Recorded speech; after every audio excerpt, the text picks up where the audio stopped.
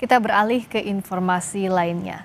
Mendikbudristek periode 2019-2024 Nadiem Makarim memenuhi panggilan pemeriksaan Kejaksaan Agung. Nadiem diperiksa sebagai saksi atas kasus dugaan korupsi pengadaan laptop Chromebook di Kemendikbudristek.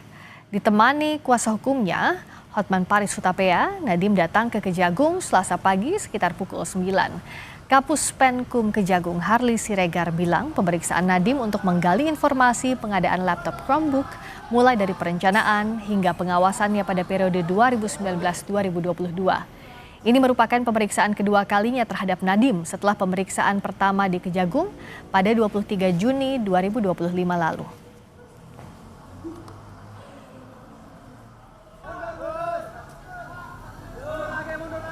Sekitar pukul 9 ya, yang bersangkutan sudah datang dan memenuhi panggilan dari penyidik untuk diperiksa sebagai saksi.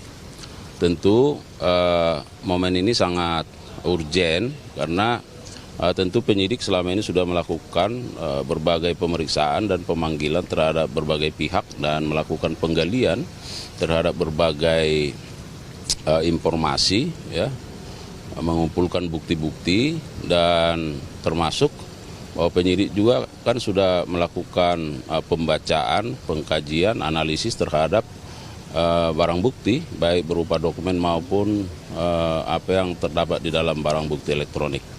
Selain pendalaman terhadap berbagai informasi juga barangkali konfirmasi ya. Nah, antara lain terkait dengan bagaimana fungsi-fungsi pengawasan ya yang dilakukan dalam konteks bagaimana pengadaan Chromebook ini ya, baik dari sisi perencanaannya, pelaksanaan hingga kondisi saat ini. Dan sebelumnya Kejagung menggeledah kantor Gotoh atas kasus dugaan korupsi program digitalisasi periode 2019-2022. Kejagung memastikan penggeledahan dilakukan untuk mencari informasi yang signifikan soal bukti dugaan korupsi pengadaan laptop di Kemendikbudristek yang saat itu dipimpin Nadiem Makarim.